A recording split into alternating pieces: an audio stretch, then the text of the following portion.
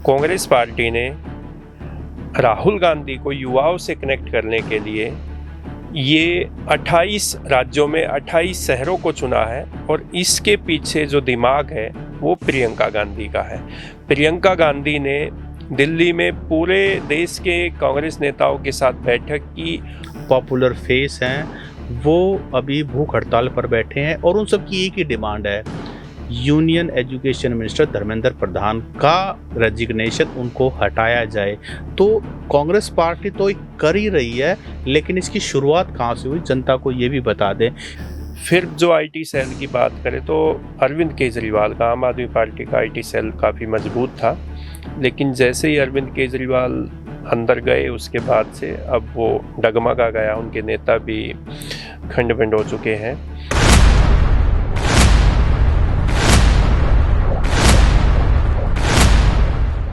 नमस्कार, the Haryana talks के खास मुद्दे में आपका स्वागत है। नमस्कार। खास मुद्दे में हम बात करेंगे राहुल गांधी की। राहुल गांधी का रोहतक में एक कार्यक्रम होने जा रहा है। हालांकि अभी आधिकारिक रूप से पुष्टि नहीं हुई है, लेकिन यूथ कांग्रेस और एनएसयूआई इसकी तैयारियों में जुट गया है और कार्यक्रम होगा छात्रों की गूंज, जो कि राजस्थान के कोटा से इस अभियान की शुरुआत हो चुकी है।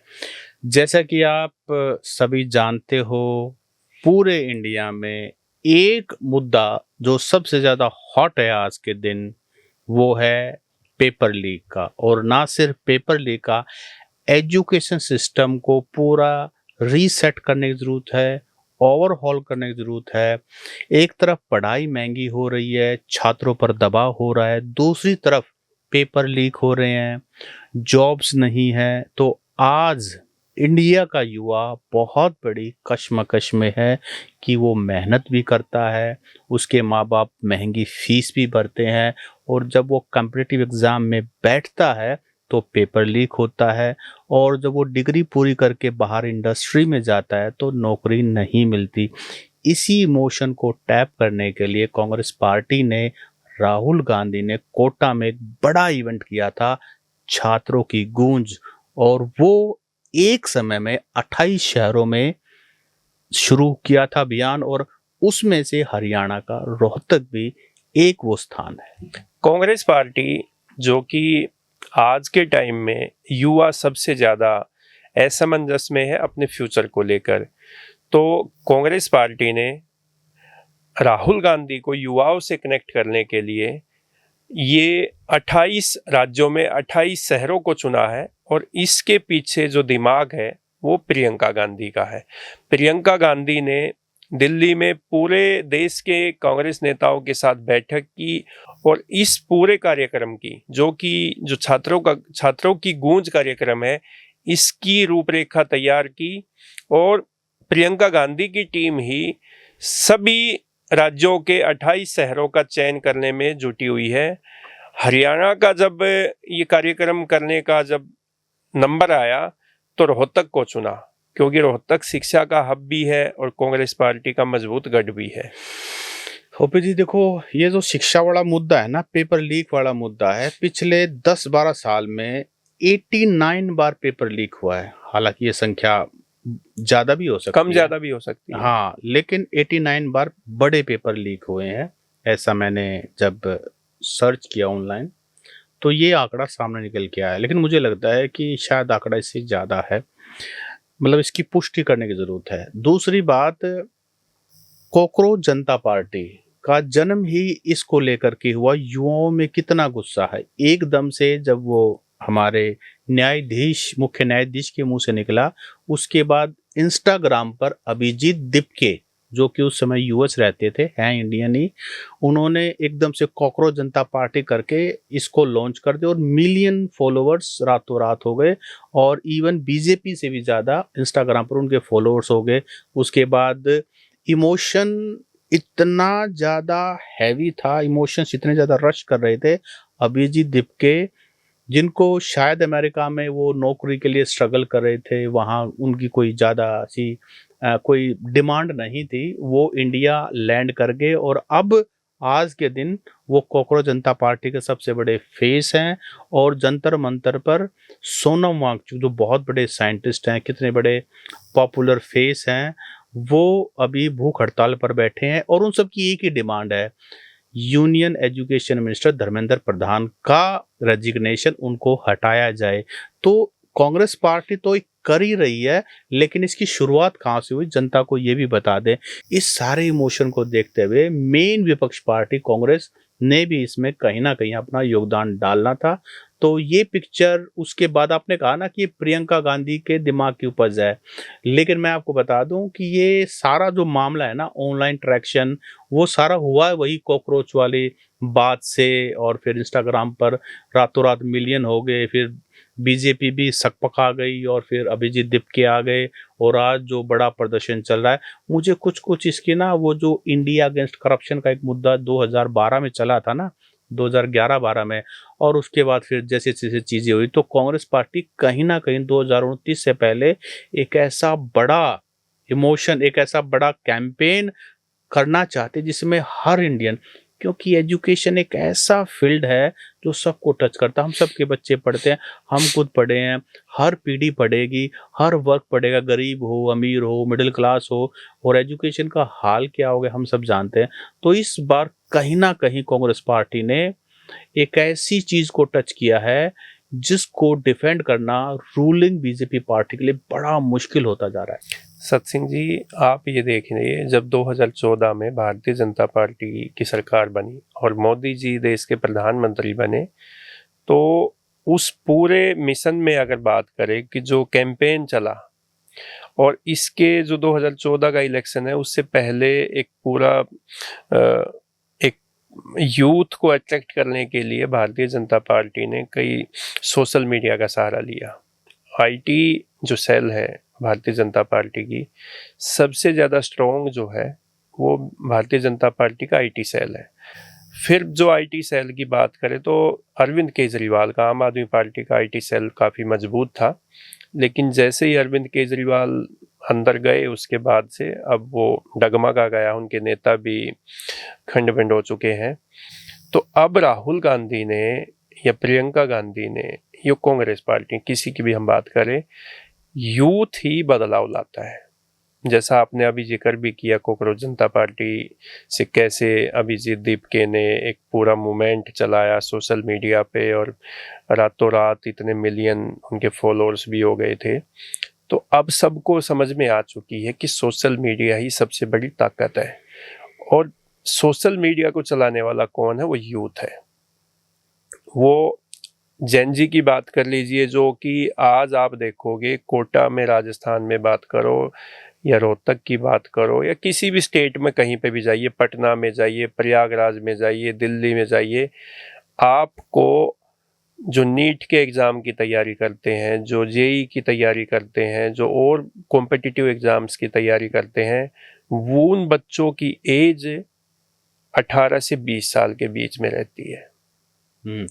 तो आप ये देखिए, ये जो अभिजीत दीपके ने इसको शुरू नहीं किया, अभिजीत दीपके ने उस इमोशन को समझते हुए एनकैश किया, उसको एक ब्रांड नेम दे दिया कॉकरोच जनता पार्टी। जो मुख्य न्यायाधीश के मुंह से निकला, उनका कॉन्टेक्स्ट न्यायाधीश जी का अलग था कि जो लोग फेक डिग्री ले करके सिस्टम के अंदर एंटर कर जाते हैं और उसके बाद फिर वो कॉकरोच की तरह परेशान करते हैं, उनका तो मुख्य कॉन्टेक्स्ट ये था। लेकिन चलो खैर, जो भी इशू है वो सबके सामने है। हमें तो ये बात रखनी है कि कॉकरोच जनता पार्टी को उन्होंने ब्रांड नेम दिया, और फिर उसके बाद वो यहाँ आ गए और आज का सारा मूवमेंट खड़ा हो गया। लेकिन अंडर करंट इंडिया के अंदर, भारत देश के अंदर, इस मुद्दे को लेकर के, नौकरी के मुद्दे को लेकर के, शिक्षा के मुद्दे को लेकर के, और नीट के बच्चे कितना मेहनत करते हैं। सर 8वीं क्लास से शुरू हो जाते हैं जो नीट की तैयारी करने वाले, आईआईटी करने वाले, वो बच्चे अपना स्कूल छोड़ करके दिन रात नीट के लिए तैयारी करते हैं। आकाश के अंदर 3-4 साल लग जाते हैं, एलन के अंदर बेचारे बहुत मेहनत करते हैं, और फिर उनको पता लगे जब वो पेपर दे के आए कि उनका पेपर तो पहले से लीक हो गया।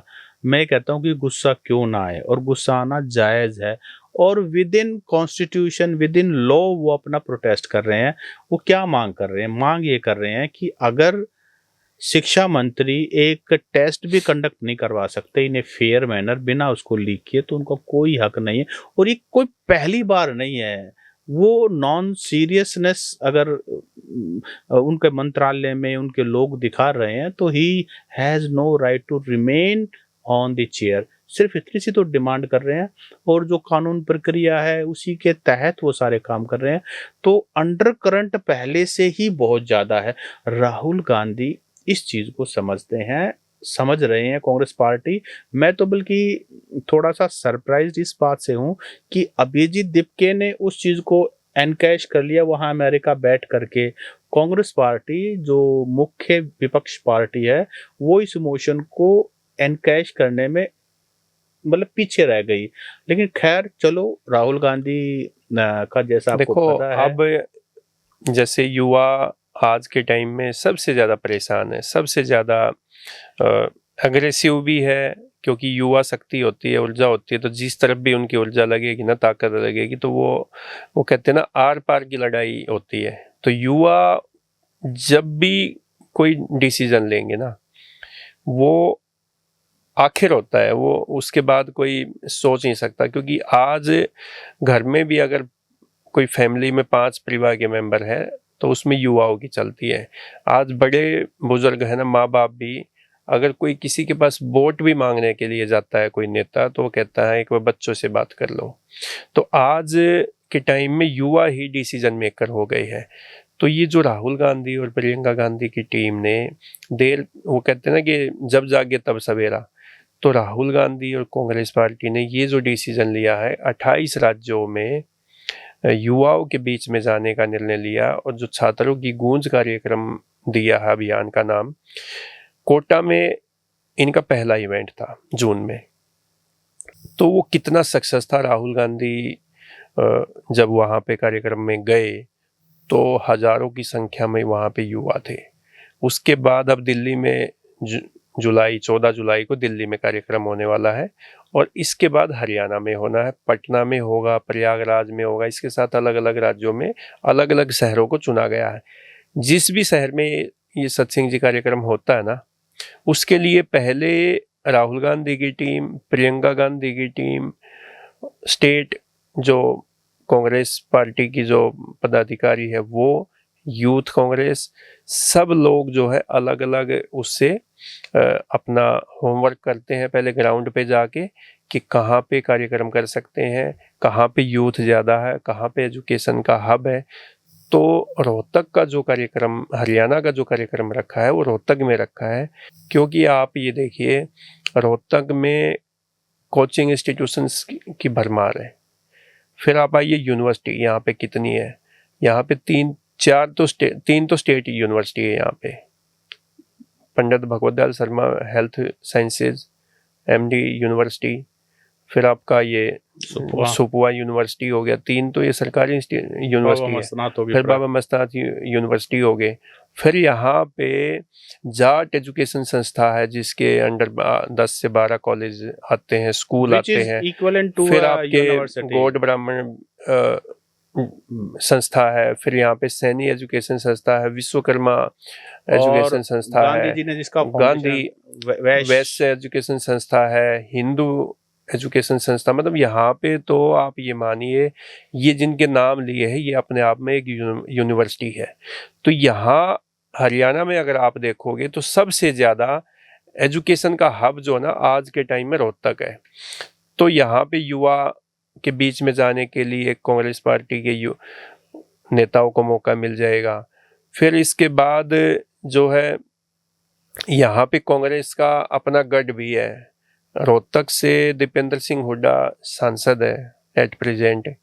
भूपेंद्र सिंह हुड्डा रोहतक के विधानसभा गढ़ी सांपला किलोई से विधायक हैं। फिर यहाँ जितनी भी विधानसभा रोहतक डिस्ट्रिक्ट में, वो सब के सब कांग्रेस के विधायक हैं।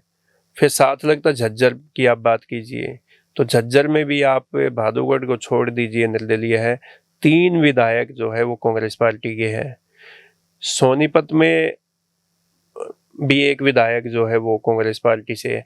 तो ये जो इलाका है, इसलिए हरियाणा के जो यूथ कांग्रेस है, निशित कटारिया, उनको इसकी जिम्मेदारी दी गई है कि आप 40 दिन तक रोहतक में ही रहेंगे, आसपास के गांव में, आसपास के कॉलेज में, आपके चाय की टपरी पे, कोचिंग इंस्टीट्यूशंस में, कॉलेज में, यूनिवर्सिटी में, मतलब 40 दिन तक जो है यूथ कांग्रेस और हरियाणा कांग्रेस, NSUI, वो छात्रों के बीच में रहेंगे, युवाओं के बीच में मैं रहेंगे। आपको ये बताऊं कि वैसे चलो ये निशित कटारिया की टीम और दीपेंद्र हुड्डा की टीम, चौधरी भूपेंद्र हुड्डा, ये सब तो ऑब्वियसली तैयारी कर ही रहे हैं। राहुल गांधी के आने से पहले एक माहौल बना रहे हैं, लोगों को टच कर रहे हैं, कनेक्ट कर रहे हैं। लेकिन मैं आपको एक बात बताता हूँ, आज के दिन राहुल गांधी अपने आप में इतनी बड़ी शख्सियत है, इतने पॉपुलर लीडर है, उनके नाम से एक बार ये पता लग जाए कि राहुल गांधी उस जगह आएंगे, इतने बजे आएंगे, रोहतक के लोग, जैसा कि आपने अभी मेंशन किया कि कितने सारे एजुकेशनल इंस्टीट्यूट्स हैं यहाँ पर, तो रोहतक के लोग शिक्षा के मामले में पहले ही जागरूक हैं, और जो जागरूक होता है उसको मुद्दे की इम्पोर्टेंस भी पता होती है।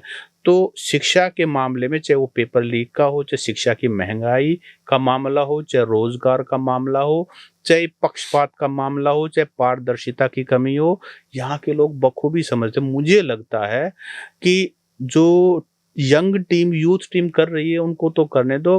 राहुल गांधी के नाम पे वैसे भी बहुत बड़ी जनता जो ना, बहुत बड़ा हुजूम रोहतक में उस रैली को देखने के लिए बड़ी उत्सुकता से इंतजार करेगा और उसको अटेंड भी करेगा, और मुझे लगता है सरकार पर भी कहीं ना कहीं एक दबाव बनेगा। तो राहुल गांधी के बारे में एक बात देखो, हमारे इलाके के लोग ना बड़े खाड़कू से होते हैं, तो राहुल गांधी की एक बात सब पसंद करते हैं कि भाई कांग्रेस पार्टी में पूरे देश में अगर एक नेता जो किसी से नहीं डरता, चाहे वो टॉप 2 हो बीजेपी के, जो आज के दिन जिनकी फुकाट से गाज जलती है, वो राहुल गांधी किसी से नहीं डरता और बड़े अंदाज में, बड़े निडरता से हर मुद्दा उठाता है। इसीलिए राहुल गांधी ने अपने लिए बहुत ही ज्यादा रिस्पेक्ट कमाई है हर देश के हर कोने में और हर वर्ग में। और ये मानिए, उनको छोटे से लेकर बड़ा जो है ना, इस बात के लिए तारीफ करता मिलेगा, Rahul Gandhi is doing a great job. Satsingh ji, Rahul Gandhi को आप देखोगे, अभी तक कितने चुनाव हो चुके हैं, 24 का हुआ, 19 का हुआ, उससे पहले कभी लोकसभा, कभी विधानसभा, काफी चुनाव हो चुके हैं, लेकिन राहुल गांधी रोहतक में एक बार भी चुनावी जनसभा को संबोधित करने के लिए नहीं आए हैं, अभी तक की बात है। सोनीपत में कर चुके हैं, साउथ हरियाणा में कर चुके हैं, GT रोड बेल्ट पे कर चुके हैं, लेकिन रोहतक में अभी तक राहुल गांधी एक भी चुनावी जनसभा नहीं कर पाए हैं, या कोई भी ऐसी रैली या कोई कार्यक्रम नहीं कर पाए हैं। वो चुनाव के बाद भी नहीं किया है, चुनाव से पहले भी नहीं किया है। ये अगर अब ये 28 राज्यों में 28 सीटीज के लिए जो छात्रों की गूंज कार्यक्रम है, यहाँ पे राहुल गांधी आते हैं, तो मुझे लगता है कि उनको सुनने के लिए आसपास के इलाके के जो युवा है या जो भी है, जो राहुल गांधी को सुनने के लिए आएंगे, क्योंकि आज युवा जो है वो राहुल गांधी की बात करने लग गया है। पहले ऐसा नहीं था, एक टाइम में ऐसा था जब राहुल गांधी को इस इलाके में, हमारे इलाके के लोग जो है वो कहते थे कि यहाँ तो भूपेंद्र सिंह हुड्डा ही हरियाणा का बड़ा नेता है, इसलिए राहुल गांधी को रोहतक में या आसपास में चुनाव में कैंपेनिंग के लिए बुलाने की आवश्यकता नहीं है। लेकिन आज जो है हरियाणा के भी लोग राहुल गांधी को सुनना चाहते हैं, उनको देखना चाहते हैं, उनसे मिलना चाहते हैं। तो साथियों, राहुल गांधी हो सकता है बहुत जल्दी छात्रों की गूंज कार्यक्रम को संबोधित करने के लिए रोहतक आ सकते हैं, और ये जो मुद्दा है, ये ऐसा मुद्दा है जो हम सबको टच करता है, हम सबको प्रभावित करता है। इस बड़े मुद्दे के लिए आ सकते हैं। इस पूरे मुद्दे पर आपकी क्या राय है, और क्या राहुल गांधी को अर्जेंट बेसिस पे रोहतक आना चाहिए और उनको कैसा रिस्पॉन्स मिलेगा, ये सब आप हमें कमेंट करके बताएं। नमस्कार। नमस्कार।